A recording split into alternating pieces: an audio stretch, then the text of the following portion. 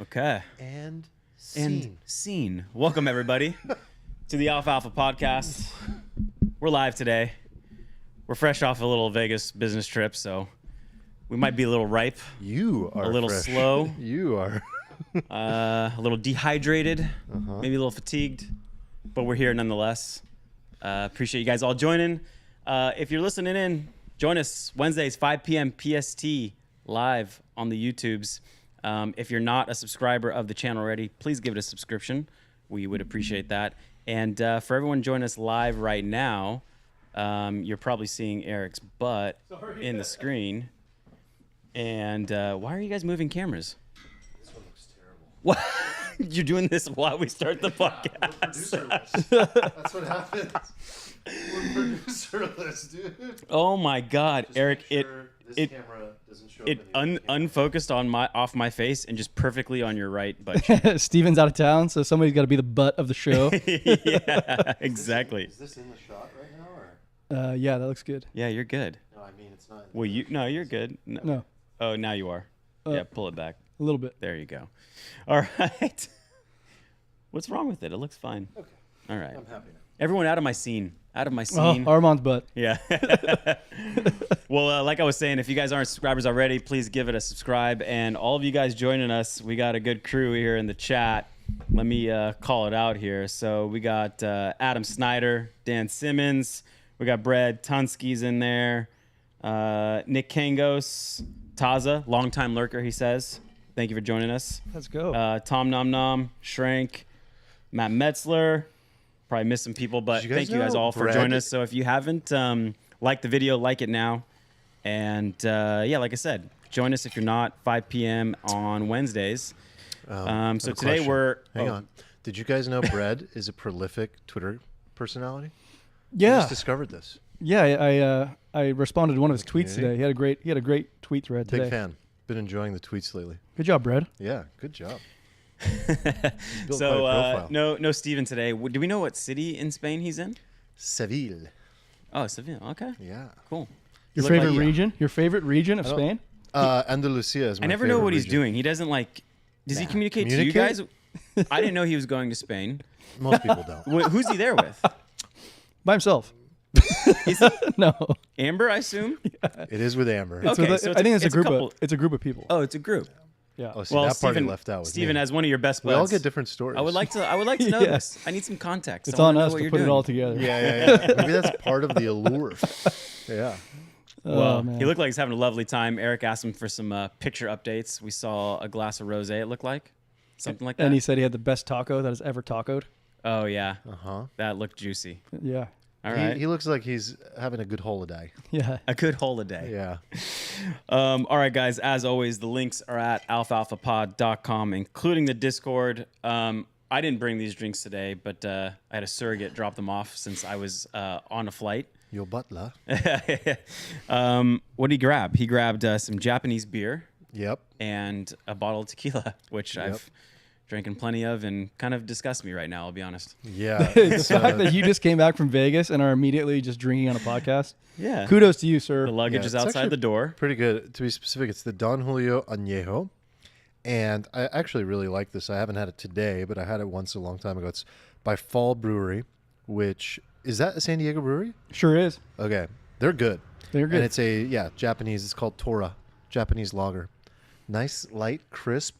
It's really good. I'm not usually a Japanese lager drinker just because I have my normal go-tos, but this is really good. Might throw it in the mix. We ate at a Japanese restaurant last night, omakase, but it wasn't like sushi in front of the sushi chef. It was at a table. It's kind of like a bougie place. They play the deep house Ooh, I can style, picture the whole thing. dark place. It was like 13 courses Whoa. with a caviar topper. But like each one's like a little nibble. Yeah, it was good. Yeah, it was good. It was juicy. Hell of a meal. You go to Wendy's after because you're still starving. Yeah, no, we went to Secret Pizza inside of the Cosmo before we went to bed. Classic with sushi every time. Especially like bougie sushi. Right? Omakase, or just like hit up McDonald's after. Yeah. Wait, All so right. what were you doing? I was there for a conference, a work conference. Okay. You it were was just there, too. It That's was. a lot of I'd never Vegas. been to this conference before. It's called LeadsCon. So a lot of people buy and sell leads. So if you sell anything in this world, you want leads. So a lot of insurance companies, banks, They need leads for credit cards. Insurance companies need leads for policies, health insurance policies, home insurance policies, everything. So you had a bunch of corporate people and a bunch of marketers kind of connecting. It was actually a really professional conference, which is good.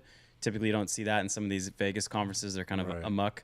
And this one was like it was a $2,000 ticket conference. And some of the other ones I've been in Vegas, they're kind of like really cheap, a couple $100 or whatever. So this one, the quality was good and lots of meetings, walking the floor, meeting new people, and goal accomplished. So nice. we got the deals we needed to kind of fit into a piece of the puzzle for the business. So it's interesting how certain deals just will not happen without the flesh interaction. Yeah, you got to get on the plane sometimes and just show up.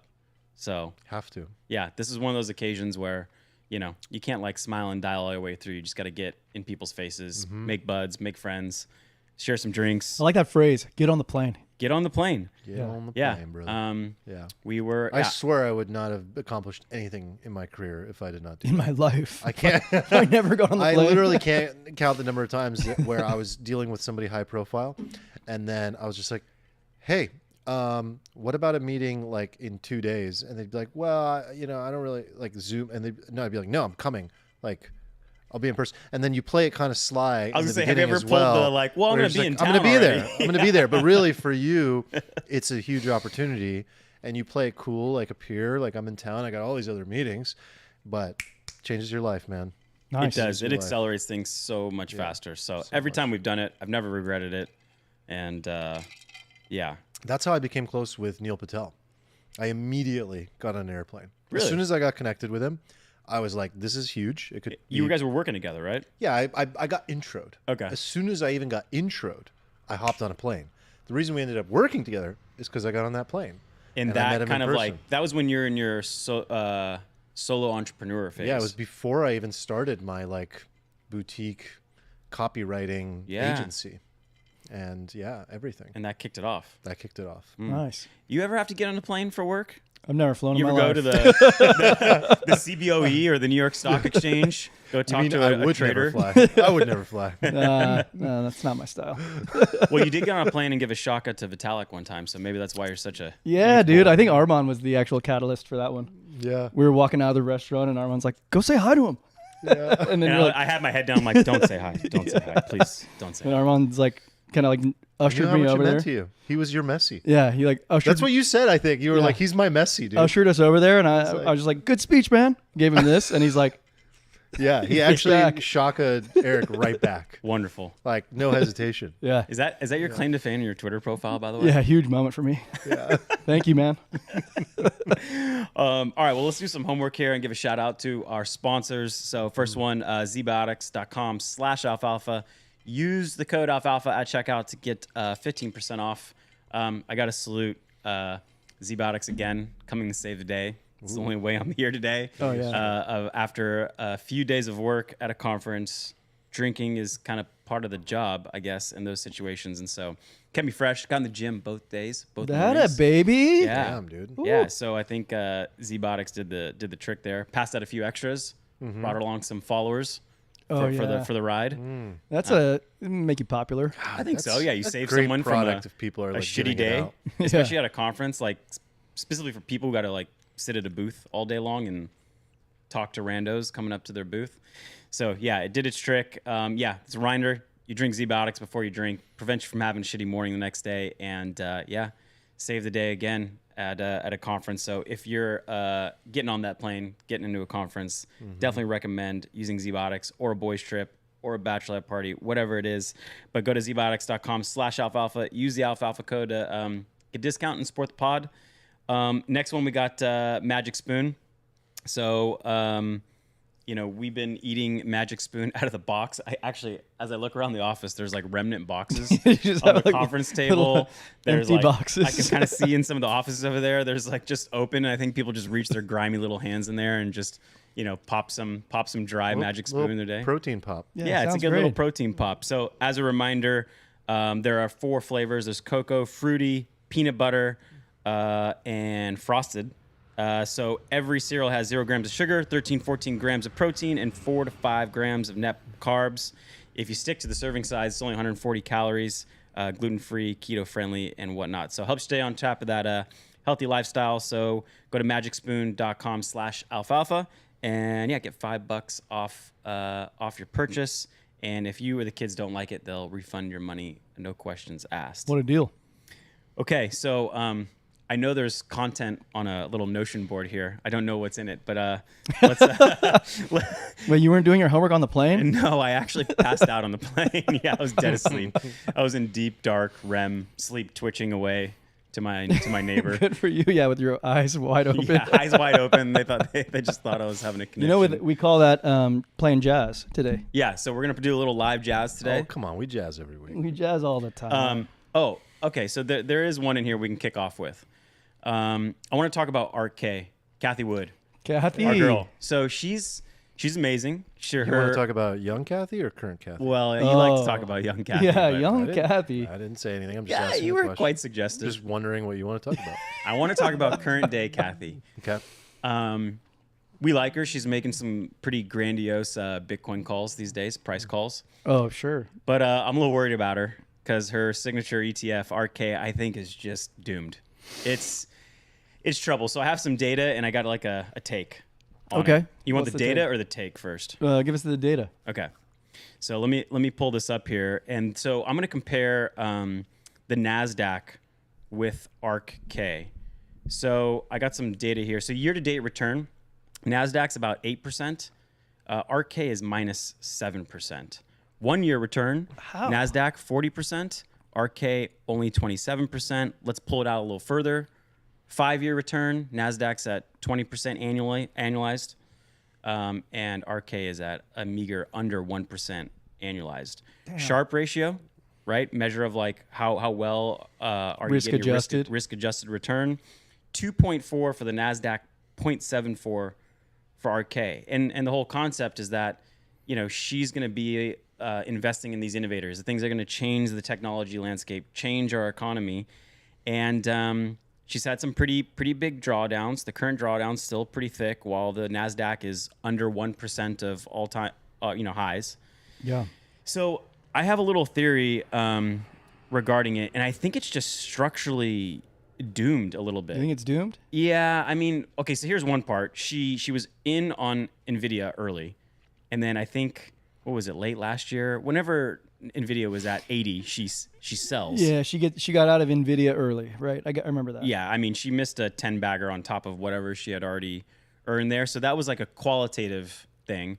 But structurally, she has to continue to sell off her winners, right? She has these like concentration mandates in which if a single stock gets too big as a whole percentage of the ETF, she has to sell it. And you might notice like there'll be little news headlines, Kathy Wood sells Coinbase. She's actually bullish Coinbase, but she's forced to sell it because it's going up so much. That's been a blunder. Right. And so but it's like a structural error. And you compare that with the NASDAQ, or like you look at these ETFs and they're market cap weighted. So the bigger a company gets, the bigger percentage of your money it is. You in these indexes, you're letting your winners ride, and in like an ARK-K, which you maybe accept the higher volatility, but you still would want outsized returns in a bull market. So I want to get your take on it, Eric, in particular. Just like, is this thing structurally doomed? Or do we treat this like a shit stonk and we'll see it maybe I'll add come to the back? questions. Is there any reason other than just the allocation thresholds in which it's structurally doomed? Because she can always sort of shift gears to things that are more innovative, higher beta, at the cutting edge. I think everyone knows to defend her that she's had a very few rough years, especially the last 5 years. But before that, it'd be phenomenal returns. She's the reason we know her name is clearly because of her performance. 2020 was a great year. Yeah, she crushed everything up until COVID. She was a rock star at one point. Yeah, at one point. Yeah. I don't think there's anything necessarily within that structure that dooms her, because like, even a 10% allocation limit is still higher than what the highest NASDAQ allocation is to Microsoft right now. Or You just be naturally. Right. I mean, so I think what you're going to probably say is that, NASDAQ being cap weighted, you kind of like are always going to hold the winningest winners. Yes. But then there's just so many stocks in there that you're also going to be holding a bunch of average stuff too. And like Kathy has the ability to go up to 10%, which like nothing in the NASDAQ is a 10% allocation right now. Her demise is based solely on her shitty picks. Yeah. Okay. So, It's not structural. yeah. But like I do think that she is sort of like Armand said, she's playing these long tail games, and to measure something like that over a 1 year time horizon or less it's kind of shitty. Well, yeah, and I thought that too. I was like, okay, 1 year, that's not good. Year to date, it's not really fair. But you look over 5 years, and NASDAQ is kind of kicking her butt. And so now it's time to kind of like bring up the question, would you rather hold the 100 stock index with maybe 50 mediocre companies, or do you rely on, hot shot manager to pick 10 to 20 of them? Yeah, I think honestly, I think indexing is fine. Like the part that I'm more interested in is like for those of us who are probably on this podcast or in the audience, like we also like to make our own plays. Yeah. And like one thing I'm thinking about, because like I was like raised in this school of like, well, once a position size gets too big, then you like allocate out of it. And I personally did that with NVIDIA, not at 80, but at like 380. Yeah, a lot of people have these rules in their personal portfolios. And like, I sold a bunch of my NVIDIA at 380. Now it's at 900. We both did. And I'm like, I was very happy though. I mean, of course, I did over a 10 bagger on that, but like, it could have been much more. Yeah. So like, why sell a winner? Why sell a winner at all? Even if it becomes an outsized position in your portfolio. I mean, so I have that case now, not in my whole like investable net worth, but in my Schwab trading account. It's like my account. I can trade around, have fun, get out my like FOMO vibes, and have the most of the money just kind of like nice and steady. So it's mostly options in there with a little common stock. And so now basically Coinbase has gone up so much that it's definitely over half. I don't know if it's like over 75% of the account, and I'm just letting it ride. But like my account goes in massive swings. Dude, I'll tell you what. I wake up and I'm like, whoa, this thing is moving. My wealth has like 10% swings on a day. I'm just like, that's just life, man. Yeah. Are you getting numb to it? Because I'm not. I am getting numb to it. Okay. But like, I think where I land on this subject at large is like, you don't sell something because it gets too big. I think you sell something because you got to have like a different opportunity that's equally good or better.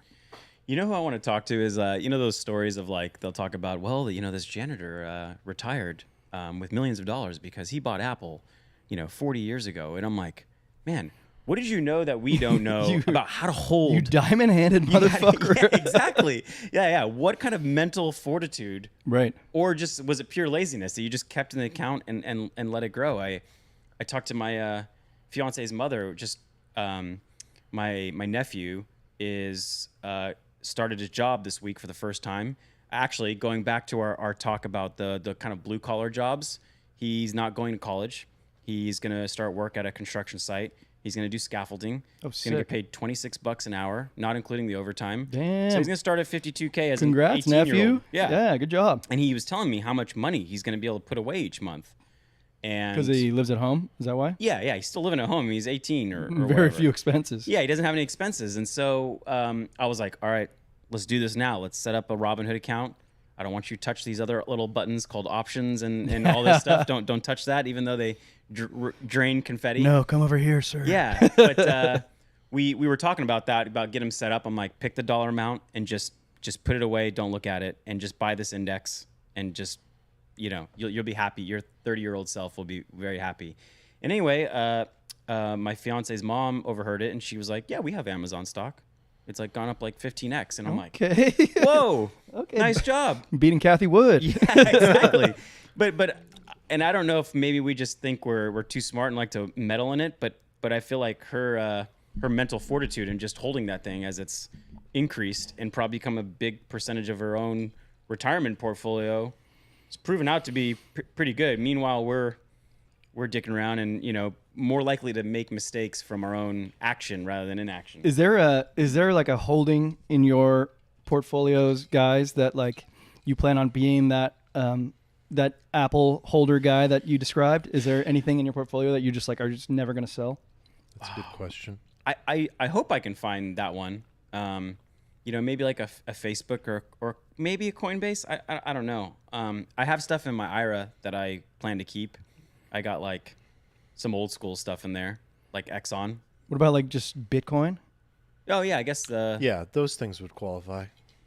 But I was I don't think calculating. Coinbase even qualifies. No, for not me. for me. Like I think Bitcoin in my Roth, because I have like ETF shares. I would probably just It'd be leave more it. forward looking. It'd be something like if I really saw like gene editing, I'd be like, okay, CRISPR. Like I'm really going to be bullish on that, like 30 years or something. But nothing really else that stands out to me. I didn't want to get too advanced, but people who hold it to an old age, to where they're retirement and have concentration, there are benefits. Like if you held, let's say, a couple $1 million worth of Apple stock, you could sell calls first against of all, that to produce income to live on. It's so easy to hedge too. I like that element of it. Like, Yeah.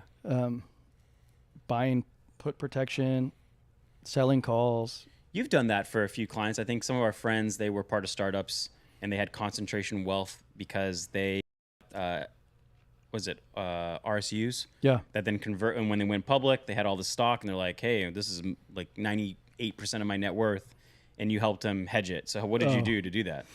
Yeah. So with that, there's one client in particular who you guys know. Yeah. And I think we saved him a ton of money just protecting the downside using puts. Puts? And also just like reducing size, like that stock wasn't up only forever. So Yeah. that was helpful. I'm curious, what kind I've what, died if I think. what if I'm cost thinking of the is correct that thing. insurance? Is it 1 or 2%, or is it more than that? It's more if you want to insure like reasonable downside, and that's the hard part. Like if it was easy, everyone would do it on every holding they have.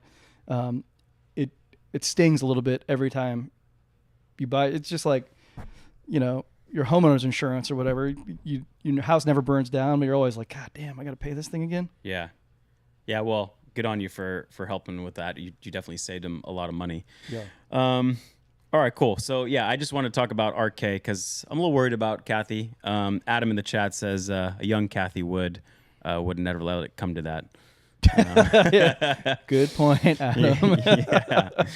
All right, let's see what else we got here. We're just getting started, baby. Yeah. I'm getting warmed up.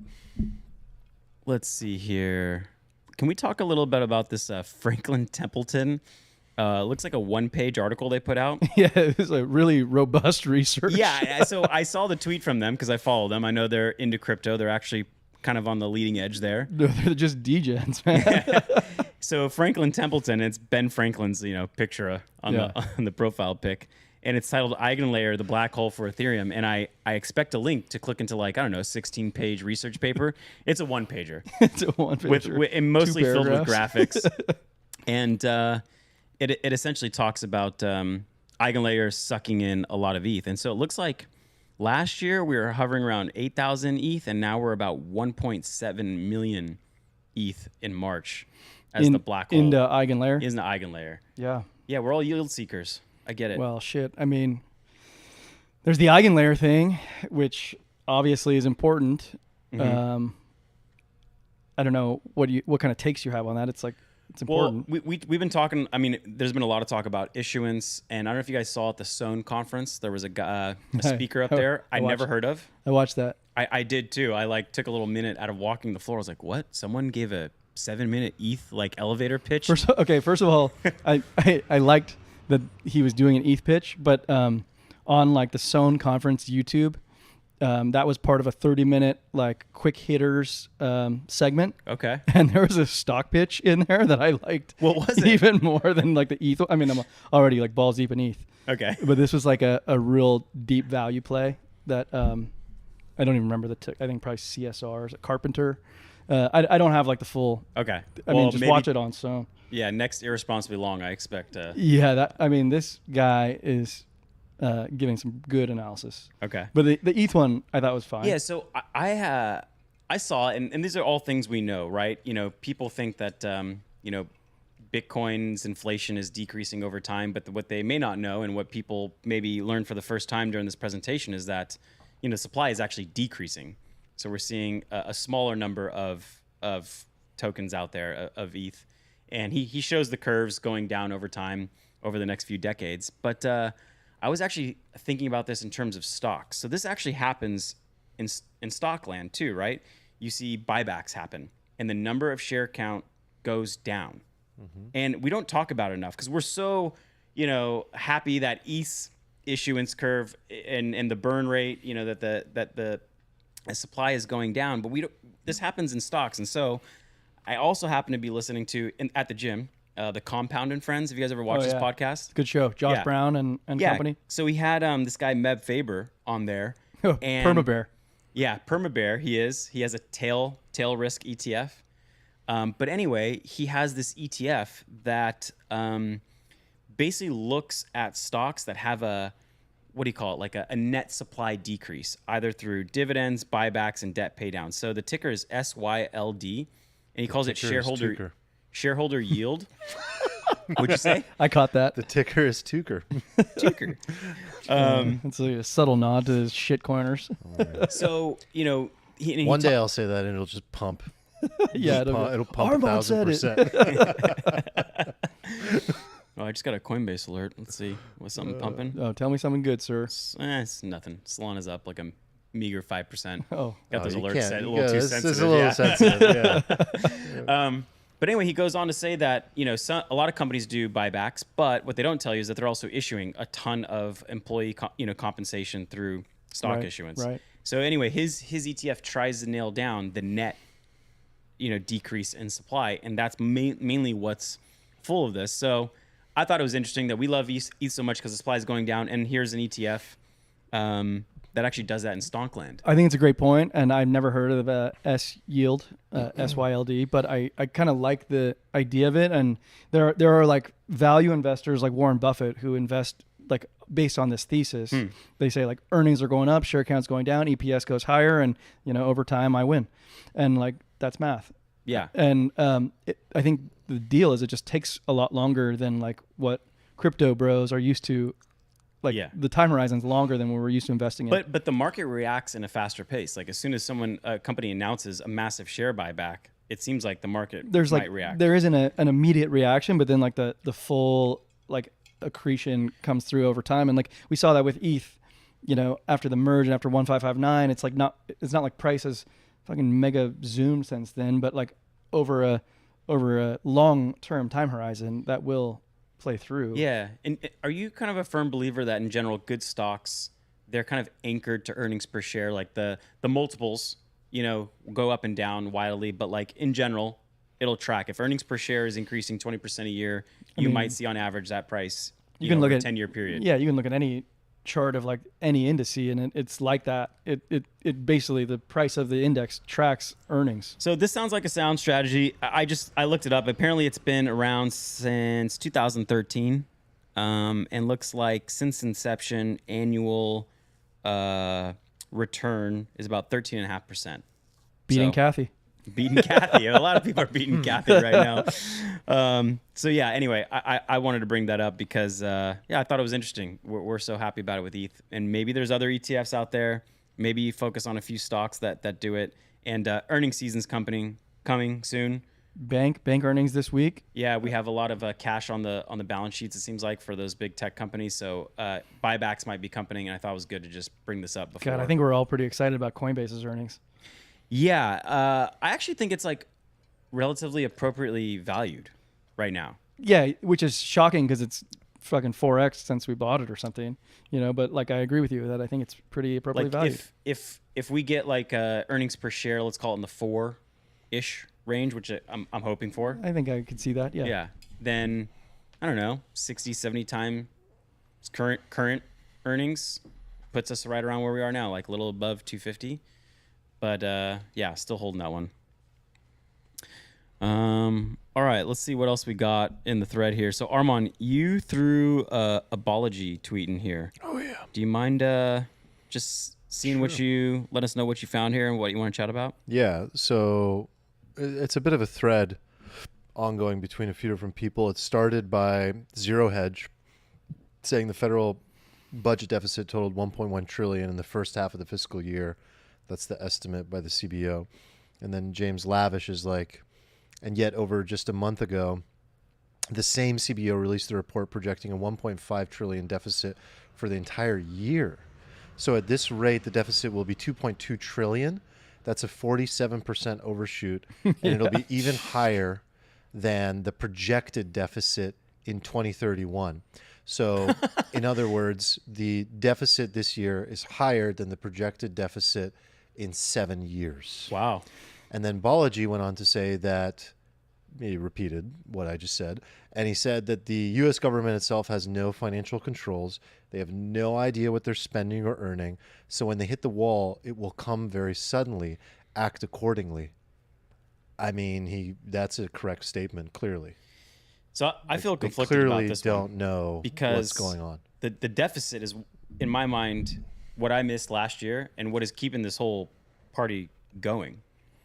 I think like that additional government spending turns into like real wages for people. I forget where I heard this. Maybe it was like the All In podcast some time ago, but that like, I don't know, 20-30% of like our employee base is either federal or state government based. So, you know, the government, we're becoming an economy where the government is a significant driver of GDP, which is hard to back out of. Right. And I don't know if that even includes like the quasi government stuff, which is like, you know, defense contractors and all the many it like flows through the economy. yeah, right? all the many different branches of that. And I hear a lot of calls for like a, you know, kind of like fiscal conservatism, like let's get back to a balanced budget. But I don't know, in my mind, that would seem a pretty painful. So you think like that would be that like would bring about a level of austerity that would just nuke sort of capitalism in the near term? Yeah, I think just potentially the economy, right? I think you would see a hit to GDP if you take totally. a couple $1 trillion of spending, of raw spending, like base money that then turns into who knows what, you know, once you start multiplying people's salaries and what they go spend at the grocery store and what they go buy and travel. So this like brings me back to a much earlier episode of Alfalfa podcast. This was like during the COVID era when I think Nick and I both were kind of like more bearish on the markets than maybe you and Steven. And I was just thinking like, this is where the bill comes due. Like, Right. like we have this fucking massive debt. Everything's fucked. The bill comes due now. And then what I saw was the can got kicked down the road again. And now I'm of the mind where it's like, well, I don't think anything really matters anymore. The can just gets kicked down the road again and again and again. And these numbers don't matter probably until they do, which is what Balaji's saying. There's a really simple way that this kind of like, there's the two scenarios that Balaji is pointing to. He's only pointing to one possible scenario. It hits a wall. You better act accordingly and buy Bitcoin, which is why we did that whole episode on his series of tweets last year, right? It was Yeah. our best performing episode of all time, by the way. It was, you're right. Statistically, yeah. Or not. And they continue to grow and inflate and print their way out of this. Yeah. And there are people like Balaji that say that's impossible. It cannot continue. It's unsustainable. It will hit the wall, and dollar will lose its confidence. Things will occur. The snowball will begin, and Well, it becomes game over very suddenly. I mean, I think that's probably a natural course of things, but let me give you a reason why it may not happen. Is that relative to all the other countries out there? Oh, thank you. I was going to ask you just the same thing. Yeah, right? Like we talk about currencies and the dollar. It is all relative. Dollars are, Yes. yeah. I was just thinking as Well, long our as economy doesn't exist in a vacuum. as long as we are winning on a relative basis, we're number one of all the other dog shit. Are we okay? I think so. Like if we have what do we call like, what's the debt to GDP ratio? If it's like 1,000%, but everyone else is 10,000%, are we still okay? That's the most stable. Yeah, I mean, I think so. right? Yeah, but you I have don't to know if everyone is forced to default to the most stable thing, and yet it's an extremely inflated, high debt economy. What might be the triggers that would actually cause it to still hit a wall? See, I mean, I don't think we're going to hit a wall, but I think we are past the point in which if you wanted to reverse this, let's say we elected a president We're and that was his definitely main past thing. that point. Like you To where can't. it would It's never hurt gonna so happen. bad. You It would can't hurt- like austerity your way No, it would back. hurt No, so bad it's to not gonna rewind it happen. back that like people would be like, get this guy out No, of office. we're in a new world. Okay, Like, so it's not like gonna in happen. this new world, it's pretty clear then that you become the lead dog of all the other shit dogs, and in this world also like You hope the world doesn't fall apart. own the means of production, own assets, own things that aren't going to depreciate while the currencies do. Yeah, and I guess Yeah. as long as there's some real growth, real Which is GDP. Bitcoin. Which is Bitcoin, which is real estate, which is Stocks. Sorry, Bitcoin and meme coins is the barbell. Oh yeah. No. Specifically. I mean, stocks are great in that type of environment. U.S. stocks. Oh, first of all, if we're talking about inflation hedge, I think there's no better inflation hedge than like stock index, like because stocks can take on But higher Balaji prices. is pointing to like a wall means the only option is Bitcoin. Well, I think we're talking about two different things We here are. too, because like one thing is like monetary debasement, and one is inflation on like costs. So like when a company has like higher input costs, they can pass those on, and they can get higher earnings. So that's like an inflation hedge. But then there's a monetary debasement thing that's completely different, which is like Bitcoin. Yeah, and I think you're right on the inflation part. And I think if you switch the word stocks and companies, it gets a little more real to me. Like large U.S. companies, not stocks, companies are able to, the goods inflation is defined in what their prices are and what their revenue is. So if those are going up, by definition, their revenue is going up and probably their earnings, I'd assume. Agree. I like it. So That's I all don't I know. wanted from you I think Well, our hold on. I kind of want to go back to the budget itself. Like, are they trolling? Like, so Nick, like, Yeah, we should like hit first this. of all, Nick kind of like just poo-pooed it. It's like, okay, well, that's just creating jobs. Like, but like they had an estimate, and like they should know with like fairly decent accuracy what they're going to spend in the year, and it came out 47% higher. Do you Than know the how many 2031 CEOs estimate. would be fired Like immediately? you can't just Like, miss by that You much. don't miss by 47%. Like, so that makes me think like they know, and they're just kind of like, No, I mean, imagine how things are done, right? Have you ever seen Congress like just get the budget done ahead of time? No, they don't, right? So they were constantly revising the bill till like the last minute, and then they hand like a bunch of data nerds and Excel modelers like 1,000-page document, like model it out perfectly. It's like, okay, well, what do you expect them to do? I actually don't blame them for like, missing the mark.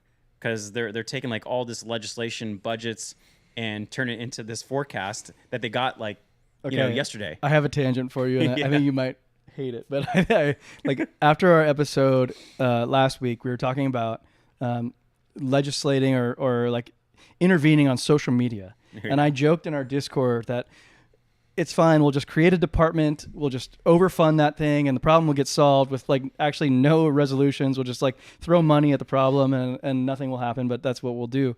And I was thinking that was a bad thing. But like according to what you just said, like maybe that's a good thing. Maybe it just like creates jobs, and that money flows into the economy, and that's Nah. good. No, I mean there is a definitely bad side of part of that argument. Like you don't want the government, they're a terrible allocator of capital, right? So- like their so- return on investment. But if they're is- terrible allocator of capital, meaning they just pay their employees, that those employees now have money to spend on the economy. That was like your point. well, they inject it into the U.S. economy, so at least you know that the money's going in, and then it'll proliferate. But I don't think, I think we still want the U.S. is known for innovating, and you still want companies to be the driver of it. You want Silicon Valley and Boston and Austin and every little industrial portion of the country, driving the GDP growth, ideally. Ideally, but then you poo-pooed the idea that the budget went to 47% I wasn't over. poo-pooing it. I was just saying it's the reason the party's still going, all right? I think where I struggle with this is, I think this is over all of our pay grades here. So I'm still reacting to the tweet by saying, I think that Balaji's point is correct, and that's the part we're skipping over. So like, Nick, you're giving a benefit. You're saying they did the best they could. They built out a model and they were like, here you go. But the point is they still have no idea what they're spending or earning. So when they hit the wall, it will come out of nowhere. That's the point.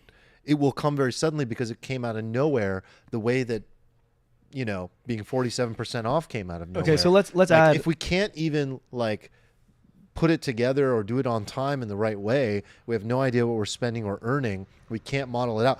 By the way, I know that financial modeling is extremely hard. Like, I can't imagine doing a model this difficult. It's not that hard.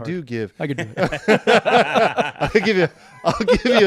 I'll give you a financial model by 3:00. U.S. economy, 3:00. Dirty laundry, the whites. Get you a toe. I'll get you a toe. Oh, But man. you feel me? Okay, so hold on. I think hold on.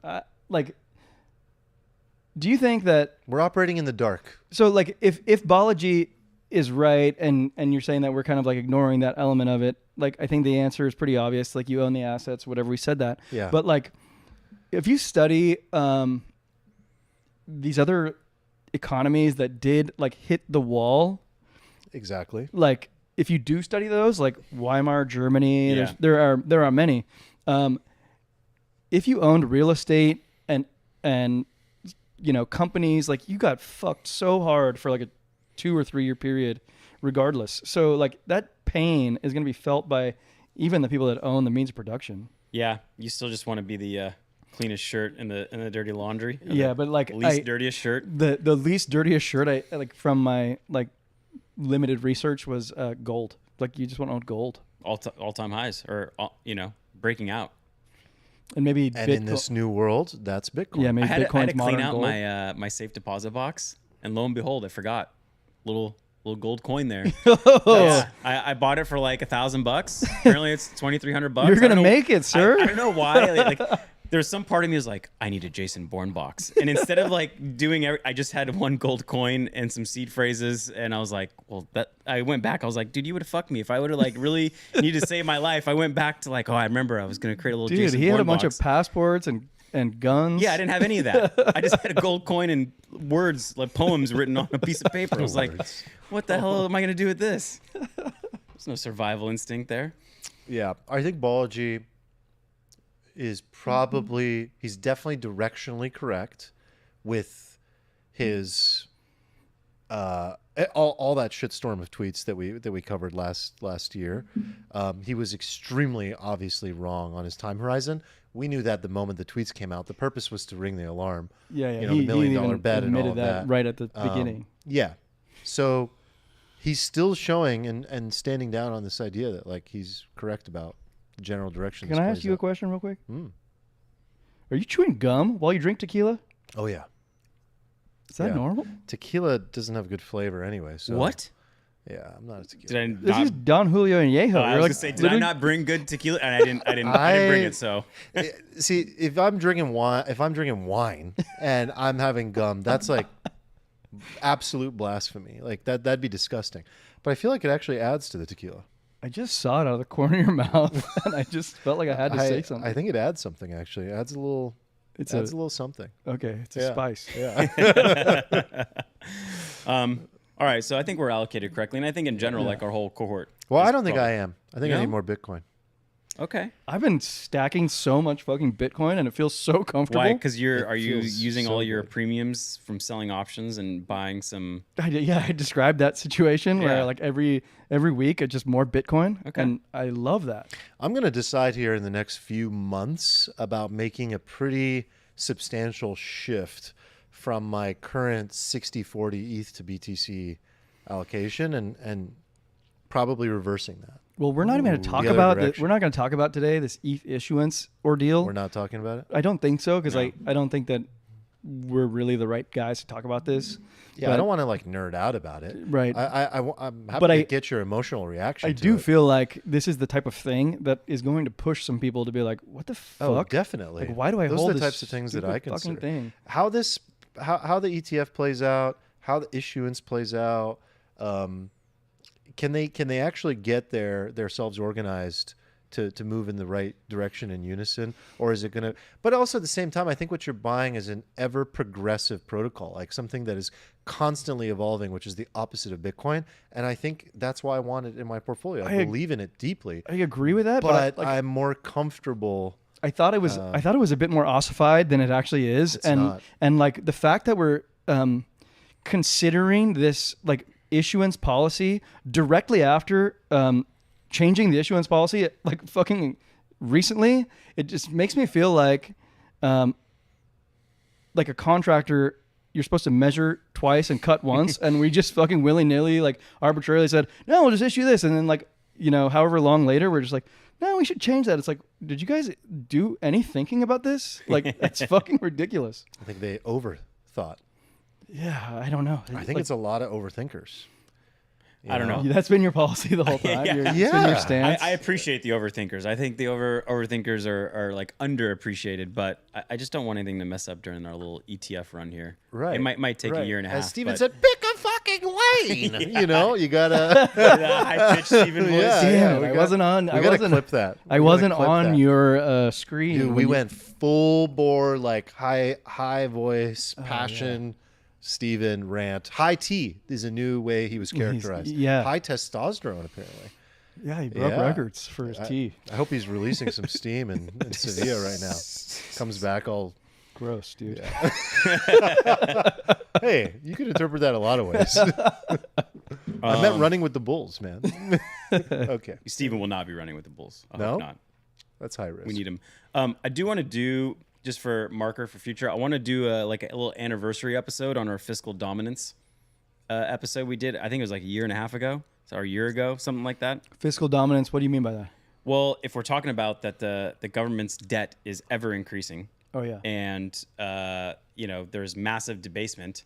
Fiscal dominance is the only solution. And we talked about there's a few different ways to do it. You can let inflation run a little higher. You can tax the hell out of them. You can force people to buy your debt, and then productivity growth is like the other options out. And there's, not all of them are great. One of them's ideal, but not all of them are great.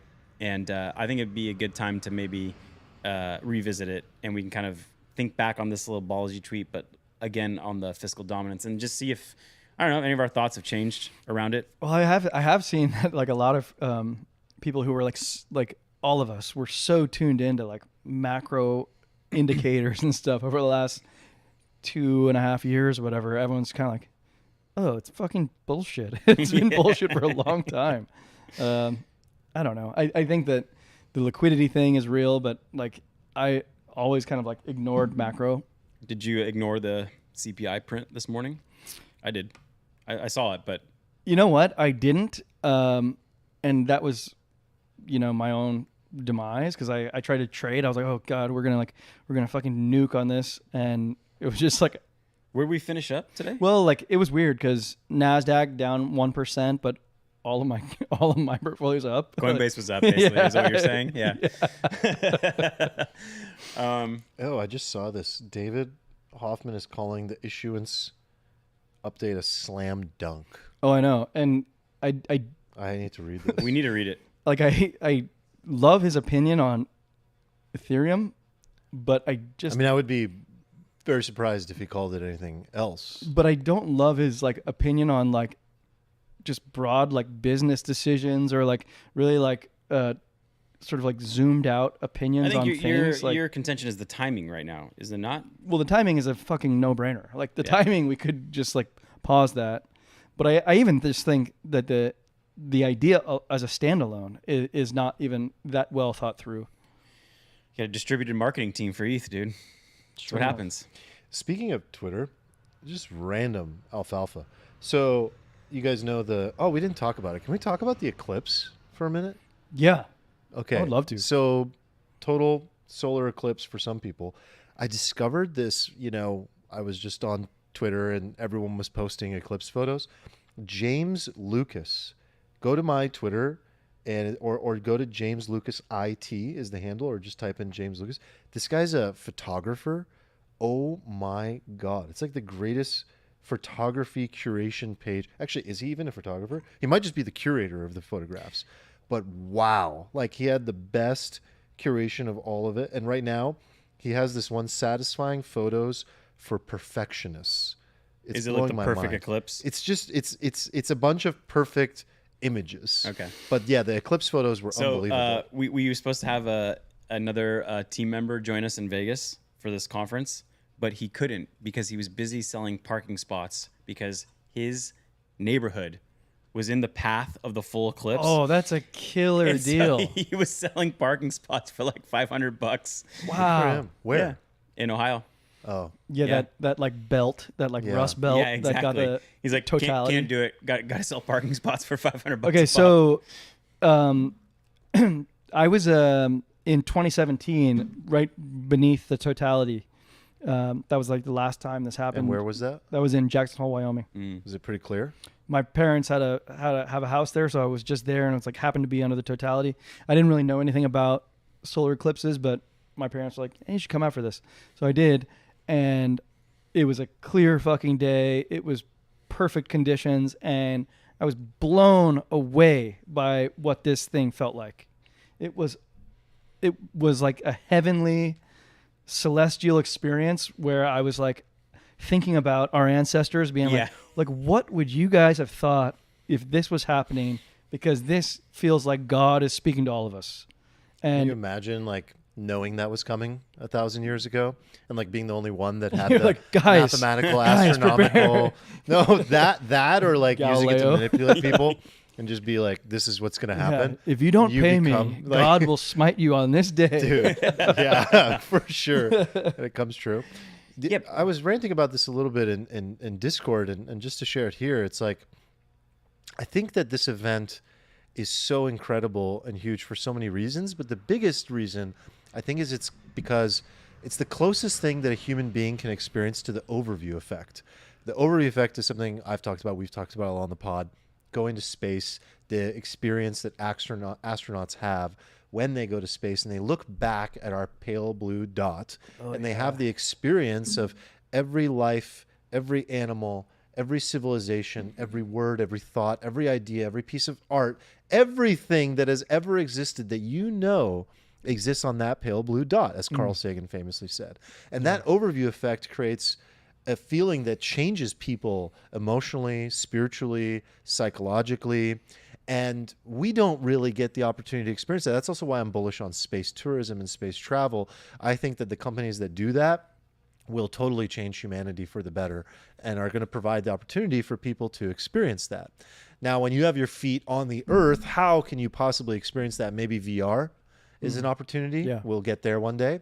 But the real deal is always going to be the best. A true nature experience is always going to be the best. And I think that experience, again, you've experienced it, I haven't, I think is probably something as close as we can get to that feeling of like, you're not obviously looking back at the planet, but you're having an experience of what the planet even is, where it is, the fact that there is a moon circulating around it, the fact that we are flying through space and we're, wrapped around this sun and going tens of thousands of miles an hour. And like, we're on this spinning rock and everything you've ever known is happening right before your eyes. It's a moment to pause and to really become conscious of that fact. And I think people lack that so much. And that's why I love awe and these moments that can create that feeling and that thought, because I think that most human beings lack that. And if we had more of that overview effect or more opportunities to experience a solar eclipse,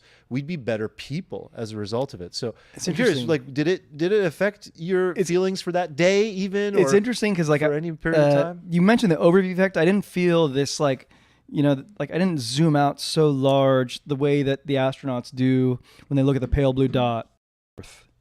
But I want to tell you that this thing might impact you that way because it's like it affects you in multiple sensations. So first, like it takes a while, right? So it takes a while, like maybe 20 minutes for the darkness to kind of come on, and then for like an honestly, like it felt like a 10-minute period or so. Like it's just dark, like really dark, like Nighttime? dark, like nighttime, Okay. and like you see that ring, so it kind of feels like twilight-ish, but it's like beyond. It's like dark, and it's midday, and then it gets cold because the sun's gone. So like I was in Wyoming. Did you experience a serious temperature drop? Yeah, I'm like cold. Like I'm like I need to get a fucking jacket. Like I'm fucking freezing, and it's dark out in midday, and like I think some people can see stars during midday. I couldn't, but just know that like this thing is profound. Well, multimodal sensory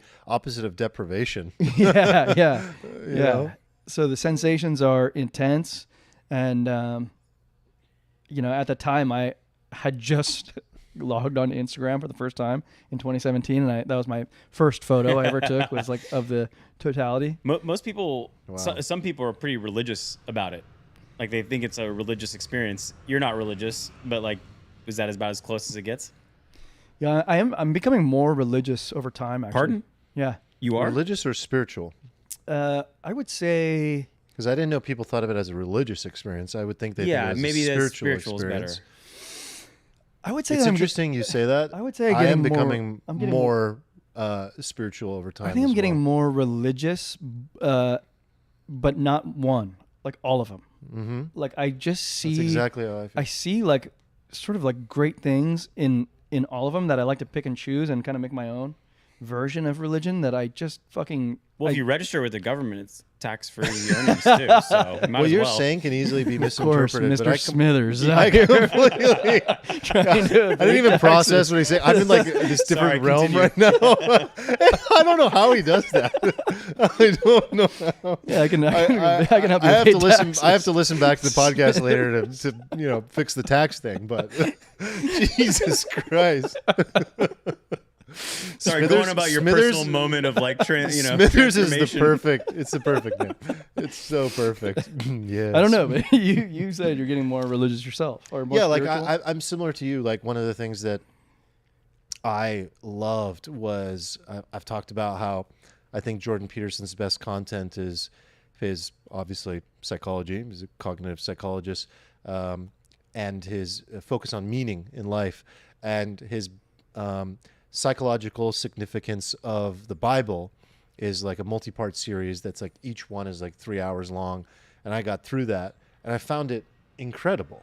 Like I for a few years went to Presbyterian church as a kid with my mom. We did that for a while, but I didn't grow up Christian or anything. I grew up non-religious. And so for me to get to experience those things and learn those things through the way he interprets it, which is the psychological significance, it isn't this very sort of religious take on the way that the church might. It's not the religious significance, it's the psychological significance. So it's the metaphors, the meanings, the archetypes that exist within the stories. That to me is absolutely fascinating. And there's so much to learn from this stuff. So you can take that exact framework and apply it to Buddhism. You can apply that to Zoroastrianism, which is probably the one I feel closest to. My ancestors were Zoroastrian. That's what I feel closest to. But they all have something to offer.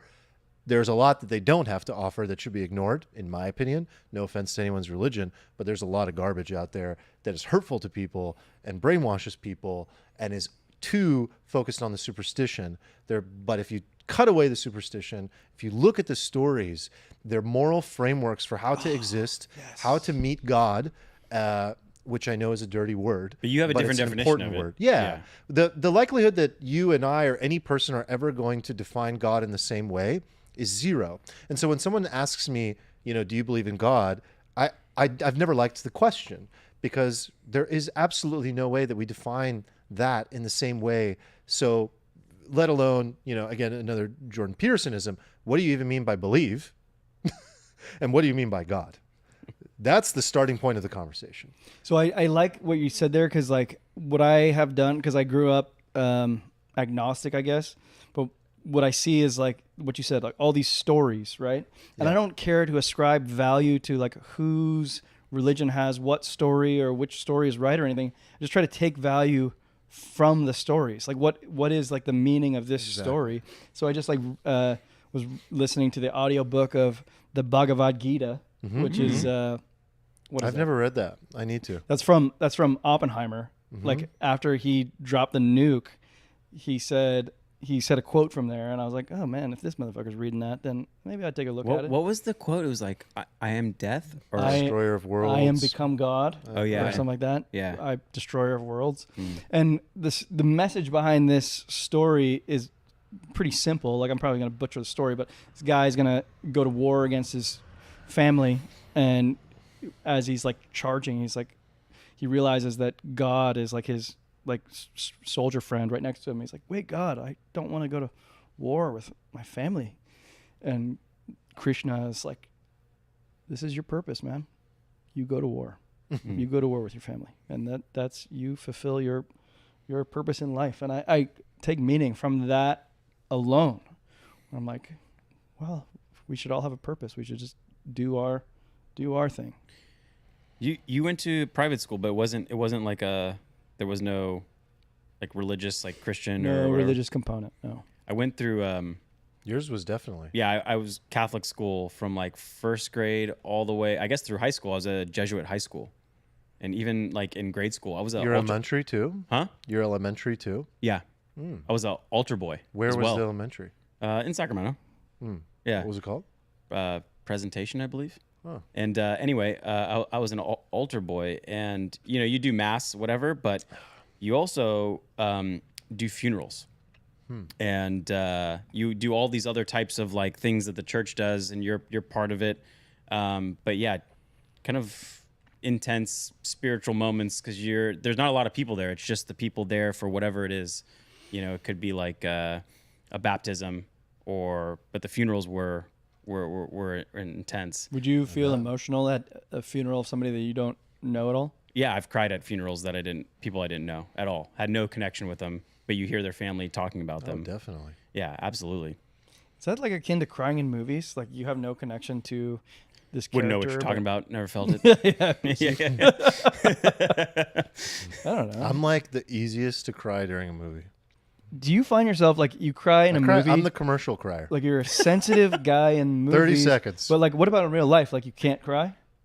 That's a good point. 'Cause, No, like- I don't cry often in Because real I'm life that for guy. many Like reasons. I can't cry in real Yeah. like I have to have grandma die for me to cry in real life. But if I'm watching a movie, Those Tears are flowing. like it's just like immediate. Well, think about why. Like You get those the music and the Yeah, it is quite a moment, but it's a cinematic moment, but it's also the perfect confluence of all these emotions at the same time that they create. they're like in art literally and cinema. they're driving it. It's the for that. Yeah, it is. It is like the experience you don't have often enough in real life. It's I believe a way to really concisely put it. It's the experience that people are often avoiding. Yes. In their real life that comes full frontal in cinema. You could have that moment with one of your family members or significant other often, or, long distant friend that you haven't, said that thing that you should say to, but they're making it happen and they're putting it right in front of you. And it could be a credit card commercial. And it's just like, oh my God, yeah. the credit card commercial, he finally receives the approval of his father. And you're crying because the father finally said it and the son finally said this thing, but you haven't had the courage or the opportunity to do that in your life. Yeah, I was talking to our buddy Marcus, and you have good enough friends when they ask you, "Hey, how's it going?" When you're close friends, you could really tell them. Like, fine. And I was like, it's a weird week. Like last couple of weeks, I've just been like random emotional, like commercials and TV, and like I'd be crying out like just out of nowhere watching like random movies, and I'm like, he's like, men well, have cycles too. and he was menopause. Is that Yeah, what you're maybe. suggesting? I was like, I don't know, it's weird. I've never been like this. He's like, maybe you have been like holding down some feelings, and they're just finding their way out in weird ways, like credit card commercials. Marcus is like fucking the Buddha. He's wise that as was a fuck. little- He'll go deep with you right away. He'll cut right to the core. All right, well, let's. In case you didn't know, he's Russian. No. All right. My so, accents have been so bad sometimes that I think that was a worthy joke. No, he's actually German. I want to pull up some of the things that we have in our culture tab. Oh, I was enjoying jazzing with you. Jazz is fun. Yeah, jazz I'm is gonna take the lead here in the jazz. We did great. So I see a chart here. It's U.S. majors with the highest unemployment rates. Man, this is insane. I'm talking about university degrees. Well, you know how we often joke and at the expense of liberal arts degrees? Well, I this don't think kind that. of- I don't think that People we do. particularly do. Yeah, correct. But we don't. But People do. Was it last episode? We were just talking about We were. why don't you go into like let's call it a blue collar job? It's also why I introduced it, is because it was it's a continuation of that conversation. Yeah, so Gen Z is not really seeing the ROI of a 4-year college education, and it looks like In particular, not like fucking art yeah. history. There's an unemployment rate and an underemployment rate. So the unemployment rate, I think, across the economy is something like 3.9%, maybe 3.7%. But you look at art history majors, it's 8%. And then they have this metric called the underemployment rate, which means like, I don't know, maybe they're like a gig worker. We're Yeah, they can't get a part-time. full-time They job. can't get a full-time job. In art history, it's 62%. So 62% of art history majors, I mean, maybe this isn't that big of a surprise, but they can't find like a full, complete Shocker. job. To be fair, I loved that class. I Yeah. took an art history class in school, and I fucking loved it. Okay, but that's the point. You should take one fucking class. That's it. Not become a major in it. The first three Like, on this this is your list. step into like providing value for society, and you're I gonna understand, Smithers. Pick, all right. Hey, I didn't put this one in the topic, all right, but I love it. It's all liberal arts. It's art history, liberal arts, fine arts.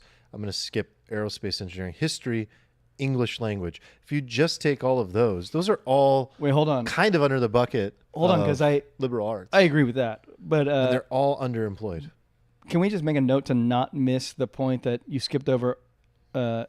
What is that? Aerospace I engineering. skipped over this. I wanted to come back to it because the underemployment rate is not nearly as high. It's only 18%, but the unemployment rate for aerospace engineers is very high. Yeah, so 7.8%. aerospace engineers, and there's another one a little lower on that chart because I remember Physics. Yeah. So those two do Kind of not. shocking. Yeah, those two things do not feel like the others. I mean, on one hand, you have the government kind of pulling out of space, right? Saying, hey, we're not going to be the primary funder. But at the same time, you got 3 billionaires in a dick measuring contest, Private industry coming back in. Yeah, private industry. So kind of surprising. And that's the case. But I would kind of like assume, I would presume, and this is, not like a qualified opinion, but like I presume if you know like aerospace engineering, you probably could do a lot of other things too, right? Like, like calculus 3 and stuff. Like the aerospace engineers were like the smartest kids at SDSU that I've ever met. Like they're fucking geniuses. Yeah. And then like physics kids are fucking geniuses. Yeah, you'd So- think they'd be able to find like any other type of like hardware engineering would You be probably do civic engineering, like Yeah. a lot of things. Yeah, but this stat is specifically looking at like they can't find a job for their training. For NASA. Yeah, Yeah. for their training, where they can use their training. Physics, same thing. Like if you're not becoming a researcher or a lecturer and working in academia, it's very difficult. Like what kind of job are you going to take? There's But- only so many of those. And they're very prestigious, right? Like to be a tenured professor in physics or whatever, or a researcher is a big deal. So there's not enough of them. Yeah, I guess it's like it takes somebody to understand how stuff works, and then once people understand, then any monkey can do it, I guess. Like, Yeah. What's upsetting about this is like I find these topics to be absolutely fascinating and important. Like my favorite thing to do if I have spare time is like everything under these buckets of like learning about the history of art, the history of empires, history itself, like reading classics. I love the classics. Like I think there's so much to learn and you can grow so much by doing that. And it's not going to lead to a job, at least one that's highly prestigious for most people. There's not enough of them, but it's too bad because I think the most intelligent, well-rounded people are either hardcore on the numbers, right? They're either hardcore engineers, mathematicians, physicists, or hardcore the other direction where they are just immersed in language and the liberal arts as a whole. Like these are the geniuses and there's no jobs for them. I don't think you need I think the point here though is like a lot of these people, you don't need a degree in it. You can be a savant in the liberal arts, which I know many of them, and you can create your own career. You don't need a job. A lot of these people are very unconventional nonconformists that don't really go and get traditional jobs. Start a podcast. Phase 7. But yeah, I think Layer 69. the point is like if you're into this and you want to become a well-rounded individual in these topics, you subscribe to a YouTube channel. You don't spend 50 grand and spend 4 years Exactly. studying it. Exactly. And yeah. But there is something so cool about getting to spend 4, 6, even 8 years doing nothing but being locked up in a library. That's you're my such a romantic Armand. fantasy. Yeah, I know. That's my romantic fantasy, man. It is like, oh, that's so cool. I'm just picturing your Zoom background, and it's just like all these leather-bound books. Yeah, and mahogany. Like where he wants to spend. You know, all of that's his my time. retirement plan, right? Yeah. Like, yeah. Just to read. Read, teach, share. I have it in but my mostly semi-retirement Asana project. Read the classics. Oh man, Armand lent me Epictetus. Mm-hmm. Good one. That's a good one. That's my favorite philosopher. Underrated. Oh, Underrated very, guy. Very. Yeah. Well, he didn't write a lot. He didn't really write directly at all. It was all written secondhand from his student. Yeah. He was a slave. Epictetus was a slave? Mm-hmm. I didn't know that. Yeah. Gives you a lot of perspective. Mm-hmm. Let's hit our big topic. Yeah, let me make sure I'm correct on that, but I think I could swear. Armand, did you put this one in the Notion card? He's one? busy with Epictetus right now. Oh wow. I just want to make sure this is quite a... Oh, yeah, no, he is. Correct. Okay. Yeah. Armand. Yeah, he's still prompting you about the next topic. Yeah. Oh, hi. Let's go back to the old You know what else about him? Neutrino. So the tweet is the young aren't driving, fucking, and drinking because high energy activity is fundamentally incompatible with modern ethics. If you're always told to be harmless but also guilty, then your innate will to power withers. You vegetate. Man, the greatest animal, turned into a plant. And it looks like there's a chart here which shows like basically a downward trend of driver's licenses, It's off a cliff. tried alcohol, It's not a downward trend. work for It went pay, off a cliff. sex, and ever been on a date. And it looks like, I don't know, mid 2000s is kind of where, or around 2000 was where the decline starts, and it just like continues to, the decline starts to accelerate. So I guess I didn't really understand what this guy was saying, what his take was. I was going to ask you guys what it means when he says high energy activity. Well, hold on. Can I just like help frame it a little bit? Frame it up. So I think I find this anytime we have like sort of like a discussion that leads to two sides of an argument or whatever, you have like the starting point, and then you have like a middle point, and the end point is like the how or the why. And what this guy is trying to do, he's giving the data. He's like, kids aren't fucking or driving or whatever the third one was. Mm-hmm. And then he's trying to ascribe Drinking. drinking. And he's trying to ascribe a why to it. That's the hardest part of it. But like the big part is that they're not doing these things. The why, I think he's kind of like putting his finger in the air and guessing at, which like anyone's guess is going to be pretty Yeah, this is kind of a carnivore Aurelius type take on like why people aren't doing these, which that's exactly how he describes it, is like we are lacking our what's that word we used to use to describe it's like a kind of yes, you used to call it it'll come to me. It's like an Eastern word for like your it's like that, like your chi, your life force. Your life energy, because people are lacking life force, and you wither, you vegetate. vegetate. A spit take for Nick. I know where it was actually referencing. I think there's something to that, but I appreciate you parsing out the why is so, separate. But let's just look at the stats really quick. Okay, so yeah, let like me just they're let me just literally point this out. not drinking, driving, or fucking. Hold on. Let's start from the bottom of the chart. Okay, what percentage? I don't know if you know. Don't look. What percentage do you think have never dated?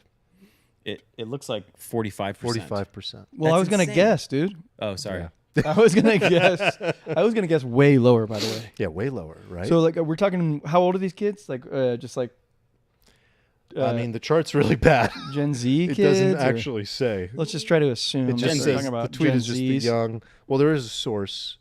Let's just assume they're talking Gen Zs yeah, for the let's sake just- of a it's Gen Z. podcast. Yeah, Okay, what's the next one? sex. How many of them are virgins? Yeah, Gen Zs, so that goes up to like age 27 last time we talked about it. I would say that like 29% of them are virgins. 50%, sir. wait. I think we're 50%. looking at the chart the wrong way. Okay, yeah, percent. It's the percent yes. So percent that have yeah, is like almost, it's like 45 again percent. So 45% of like people 48%. up to 27 Little more years than the old dating, are yeah. virgins. That like is Well, apparently they're not going into 4-year colleges anymore, where you would have most of those adventures. That is a good point. That's where you get laid a lot. 60% You know, have you're not getting worked- laid on your welding job site that much. Meeting a lot of potential candidates at your welding job. It's like a before and after, like for example, with alcohol. So in 1994, 80% have had alcohol.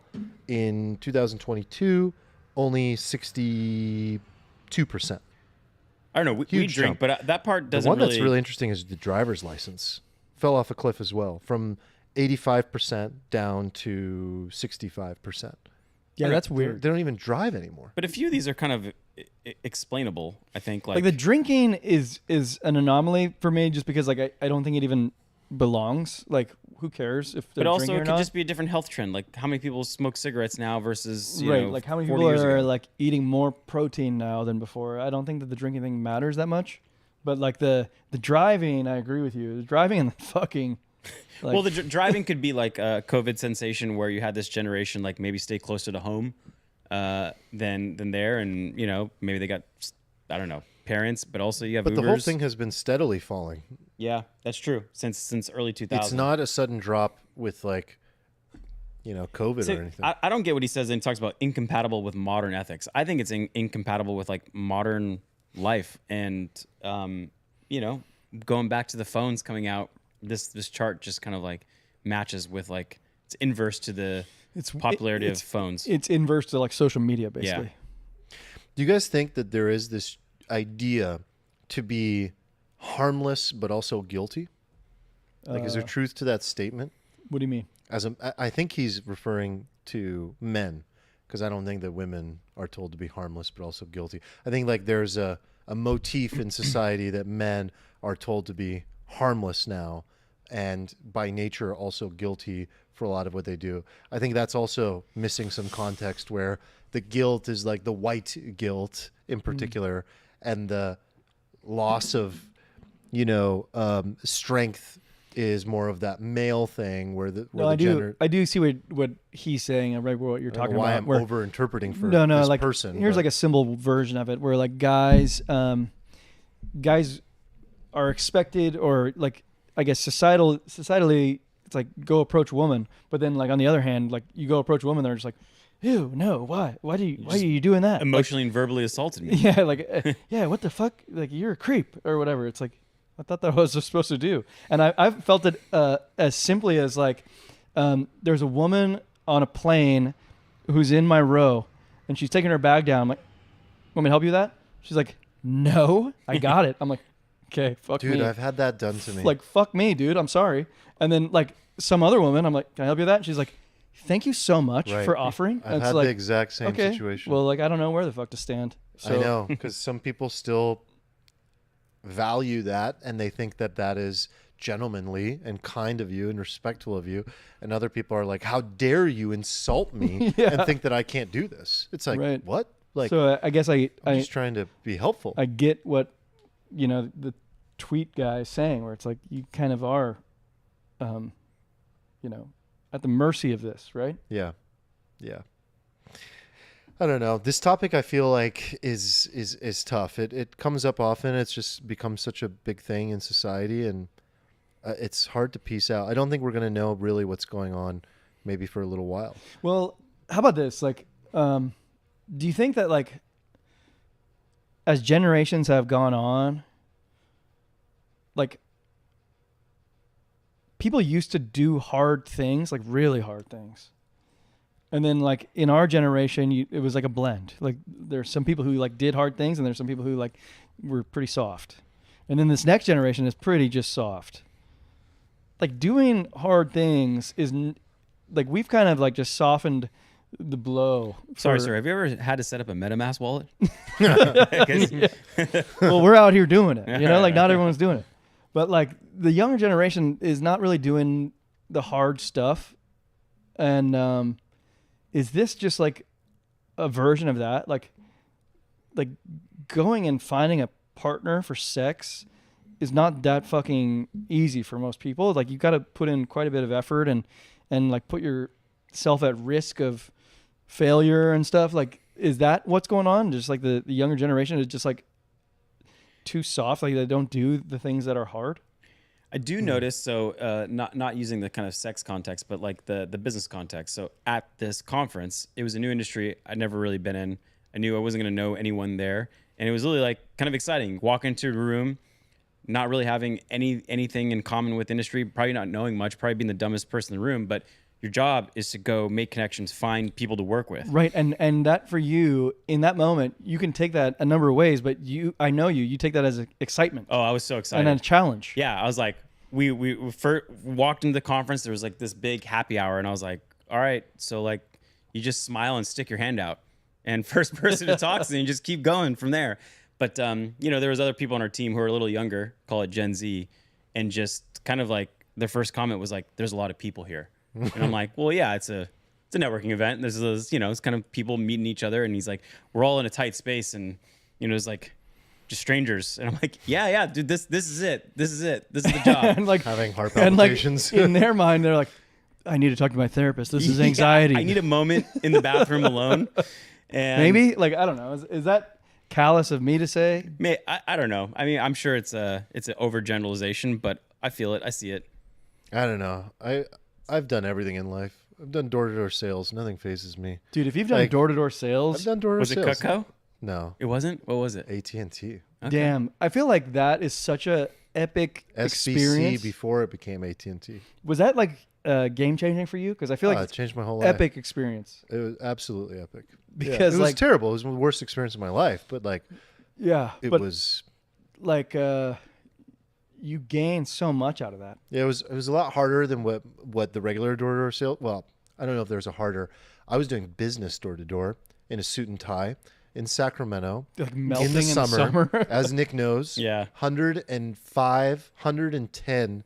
We were required to wear suit and tie. Well, at least the suit would cover the walking. pits. Yeah, it Yeah, did. that's good. And I was wearing my dad's suit, one of his old Italian suits. It's like a It was. I used to get garbage bag. so many compliments on it. No, it fit me perfectly. I used to get so many compliments on it because it was double-breasted. It was a little Oh. old school. It was just fucking Damn. Pacino style. yeah. And every day I'd show You're up to gonna work go with the fucking same suit, obviously, and rob the place. Yeah. So totally looked Scarface. But I mean, we're talking door to door.